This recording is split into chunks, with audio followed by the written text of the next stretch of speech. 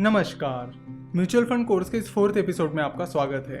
पिछले 2 एपिसोड में हमने इक्विटी म्यूचुअल फंड और डेट म्यूचुअल फंड के टाइप्स के बारे में बात की। साथ ही हमने हाइब्रिड म्यूचुअल फंड के टाइप्स के बारे में भी बात की। Equity fund, debt fund, hybrid fund, mutual fund के ये जो टाइप्स है ये वो म्यूचुअल फंड किन एसेट्स में इन्वेस्ट करता है उसके अनुसार है। इसके अलावा भी म्यूचुअल फंड के कई सारे अलग अलग टाइप्स हैं। ऐसे म्यूचुअल फंड किस मार्केट में इन्वेस्ट कर रहा है इसके अनुसार भी म्यूचुअल फंड के टाइप्स होते हैं। जैसे कि इंटरनेशनल फंड्स इंटरनेशनल मार्केट में इन्वेस्ट करते हैं, यानी दूसरी कंट्री की कंपनीज में इन्वेस्ट करते हैं। यानी अगर कोई म्यूचुअल फंड है जो किसी और कंट्री की कंपनीज में इन्वेस्ट कर रहा है, जैसे कि यूएस की कंपनीज में, चाइना की कंपनीज में, तो वो इंटरनेशनल फंड रहेगा। म्यूचुअल फंड का अगला टाइप है फंड ऑफ फंड्स। अगर कोई म्यूचुअल फंड दूसरे म्यूचुअल फंड स्कीम्स में इन्वेस्ट कर रहा है तो उसे फंड ऑफ फंड्स कहते हैं। तो फंड ऑफ फंड्स खुद ये डिसीजन नहीं लेते हैं कि कौन सी कंपनी में इन्वेस्ट करना है या कौन से बॉन्ड में इन्वेस्ट करना है, उसके बजाय वो किसी और म्यूचुअल फंड स्कीम्स में इन्वेस्ट करते हैं। फॉर एग्जाम्पल, जैसे कि आप यहाँ देख सकते हो कि HDFC dynamic P ratio fund of funds ने HDFC top 100 fund, HDFC banking and PSU debt fund, HDFC short term debt fund, HDFC mid cap opportunities fund, HDFC dynamic debt fund और HDFC medium term debt fund इन mutual fund schemes में invest किया है। तो इसी तरह fund of funds अलग अलग म्यूचुअल फंड स्कीम्स में इन्वेस्ट करते हैं।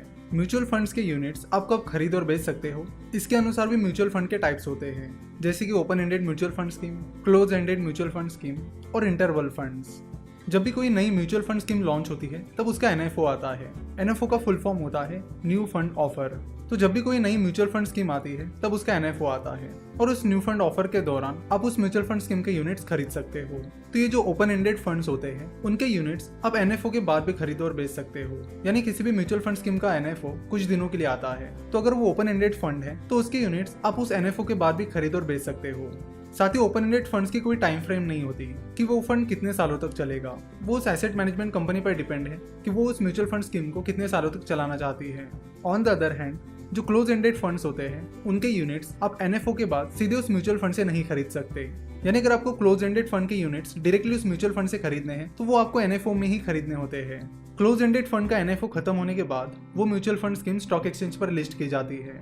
क्लोज एंडेड फंड की एक टाइम फ्रेम होती है, जैसे कि 5 साल, 3 साल। सो अगर वो क्लोज एंडेड फंड 5 साल के लिए है तो आप अपने म्यूचुअल फंड के यूनिट्स 5 साल बाद ही बेच पाओगे।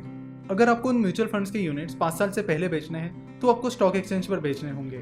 जैसे कि हमने बात की कि close ended mutual fund scheme stock exchange पर लिस्टेड होती है। सो अगर आपने ऐसी कोई close ended mutual fund scheme में इन्वेस्ट किया है जो 5 साल के लिए है और आपको 5 साल से पहले उसके यूनिट्स बेचने हैं तो वो आपको स्टॉक एक्सचेंज पर बेचने होंगे। पर दिक्कत यह है कि जब आप अपने क्लोज एंडेड फंड के यूनिट्स स्टॉक एक्सचेंज पर बेचने जाते हो तो वहाँ पर जनरली ज्यादा बायर्स और सेलर्स नहीं होते हैं। इसलिए क्लोज एंडेड फंड के यूनिट्स स्टॉक एक्सचेंज से खरीदने और बेचने में काफी दिक्कत होती है। सो अगर आप क्लोज एंडेड फंड में इन्वेस्ट करना चाहते हो तो मेक श्योर कि जितने साल के लिए वो क्लोज एंडेड फंड है उतने सालों तक आप उस close ended mutual fund scheme के यूनिट्स बिना कोई दिक्कत के होल्ड कर सको।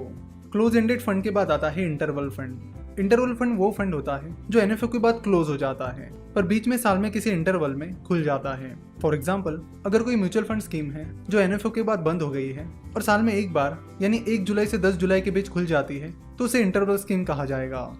जब हम डेट फंड्स के टाइप्स के बारे में बात कर रहे थे तब हमने फिक्स मैच्योरिटी प्लान्स की बात की थी और हमने आपको बताया था कि फिक्स मैच्योरिटी प्लान हम आपको तब बताएंगे जब हम क्लोज एंडेड फंड के बारे में जान लेंगे। तो आपने अब क्लोज एंडेड फंड को समझ लिया है, तो now let's talk about fix maturity plan, जो कि डेट फंड का एक टाइप है। फिक्स मैच्योरिटी प्लान एक क्लोज एंडेड फंड होता है। Fix maturity plans government securities और कॉर्पोरेट बॉन्ड्स में इन्वेस्ट करते हैं जिनकी रेटिंग बहुत अच्छी होती है। फिक्स मैच्योरिटी प्लान जिन बॉन्ड्स में इन्वेस्ट करते हैं उन्हें वो मैच्योरिटी तक होल्ड करते हैं और जिस प्रकार उन बॉन्ड्स की मैच्योरिटी रहती है उसी तरह इन फिक्स मैच्योरिटी प्लान्स की मैच्योरिटी रखी जाती है। यानी अगर कोई फिक्स मैच्योरिटी प्लान किसी गवर्नमेंट बॉन्ड में इन्वेस्ट कर रहा है जिसकी मैच्योरिटी 5 साल की है तो वो म्यूचुअल फंड उस फिक्स मैच्योरिटी प्लान का टाइम पीरियड भी 5 साल का रखेगा। क्योंकि fix maturity plan government securities में और हाईली रेटेड कॉर्पोरेट बॉन्ड्स में इन्वेस्ट करते हैं, इसलिए उनमें रिस्क काफी कम रहता है।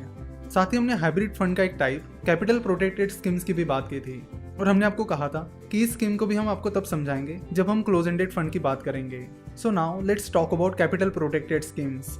कैपिटल प्रोटेक्टेड स्कीम्स भी क्लोज एंडेड स्कीम्स होती है। जैसे कि नाम से ही पता चलता है कि कैपिटल प्रोटेक्टेड स्कीम में वो mutual fund scheme make sure करती है कि जितना पैसा आप उस फंड में इन्वेस्ट कर रहे हो उतना पैसा कंप्लीटली सेफ रहेगा, यानी आपको नेगेटिव रिटर्न नहीं मिलेंगे। कम से कम जितना पैसा आपने उस म्यूचुअल फंड स्कीम में इन्वेस्ट किया था उतना पैसा तो आपको रिटर्न मिलेगा ही मिलेगा, प्लस एडिशनली उसके ऊपर आपको कितने रिटर्न्स मिलेंगे उसकी कोई गारंटी नहीं रहती। तो कैपिटल प्रोटेक्टेड स्कीम्स अपना ज़्यादातर पैसा गवर्नमेंट सिक्योरिटीज़ में इन्वेस्ट करते हैं जहां पर उनको फिक्स रिटर्न मिलता है और बाकी पैसा इक्विटीज़ में इन्वेस्ट किया जाता है। चलो तो देखते हैं कि कैपिटल प्रोटेक्टेड स्कीम्स कैसे काम करती है। फॉर एग्जाम्पल, आप 5,000 रुपये कैपिटल प्रोटेक्टेड स्कीम में इन्वेस्ट कर रहे हो और वो 5,000 रुपये वो कैपिटल प्रोटेक्टेड स्कीम किसी गवर्नमेंट बॉन्ड में इन्वेस्ट करती है जो कि 5 साल के लिए होता है, जिसकी मैच्योरिटी 5 साल की है और जिसका इंटरेस्ट रेट 8% है। तो वो म्यूचुअल फंड स्कीम आपके 5,000 रुपये में से 3,403.5 रुपीज उस गवर्नमेंट बॉन्ड में 5 साल के लिए इन्वेस्ट करेगी, ताकि वो पैसा 5 साल बाद बराबर 5,000 रुपये बन जाएगा, यानी जिस अमाउंट की आप इन्वेस्टमेंट कर रहे हो उतना बन जाएगा। और फिर बाकी का पैसा वो म्यूचुअल फंड स्कीम इक्विटीज में यानी स्टॉक मार्केट में इन्वेस्ट करेगी, जहां रिटर्न्स की कोई गारंटी नहीं है। रिटर्न्स पॉजिटिव भी आ सकते हैं, नेगेटिव भी आ सकते हैं। तो चाहे इक्विटी से रिटर्न पॉजिटिव आए या नेगेटिव, उस म्यूचुअल फंड स्कीम ने आपका जो पैसा गवर्नमेंट बॉन्ड में इन्वेस्ट किया है वो 5 साल बाद 5,000 रुपये बन जाएगा। तो जितनी अमाउंट आपने इन्वेस्ट की थी उतनी तो आपको मिलनी ही मिलनी है। और फिर बाकी की जो अमाउंट जो स्टॉक मार्केट में इन्वेस्ट की गई है वो कितना रिटर्न देती है ये डिपेंड करता है। तो कैपिटल प्रोटेक्टेड स्कीम्स का मेन मकसद ये है कि जितना पैसा आपने इन्वेस्ट किया है कम से कम उतना पैसा आपको वापस करना। म्यूचुअल फंड्स किस तरह से मैनेज किए जाते हैं उसके अनुसार भी म्यूचुअल फंड्स के 2 टाइप्स होते हैं, एक्टिव फंड्स और पैसिव फंड्स। एक्टिव फंड्स यानी वो फंड्स जिन्हें फंड मैनेजर्स एक्टिवली मैनेज कर रहे हैं, यानी फंड मैनेजर खुद डिसाइड कर रहे हैं कि किन एसेट्स में इन्वेस्ट करना है और कितना इन्वेस्ट करना है, साथ ही कौन सी कंपनीज में इन्वेस्ट करना है। तो एक्टिव फंड में इन्वेस्टमेंट से जुड़ी सारे डिसीजंस फंड मैनेजर लेते हैं। ज्यादातर mutual funds active mutual funds होते हैं। अब बात करते हैं पैसिव फंड्स की।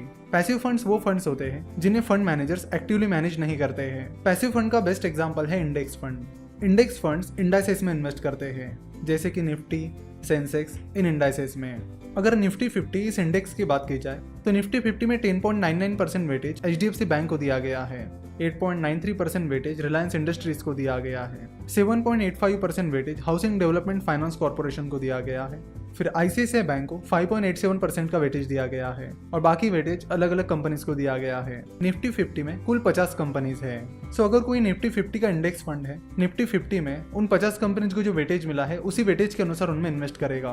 क्योंकि HDFC बैंक को निफ्टी 50 में 10.99% का वेटेज दिया गया है, तो निफ्टी 50 का इंडेक्स फंड अपने टोटल फंड में से 10.99% पैसा HDFC बैंक में इन्वेस्ट करेगा। क्योंकि रिलायंस इंडस्ट्रीज को निफ्टी 50 में 8.93% वेटेज मिला है, तो निफ्टी 50 का इंडेक्स फंड रिलायंस इंडस्ट्रीज में अपने टोटल फंड का 8.93 पैसा इन्वेस्ट करेगा और इसी तरह बाकी कंपनीज में पैसा इन्वेस्ट करेगा।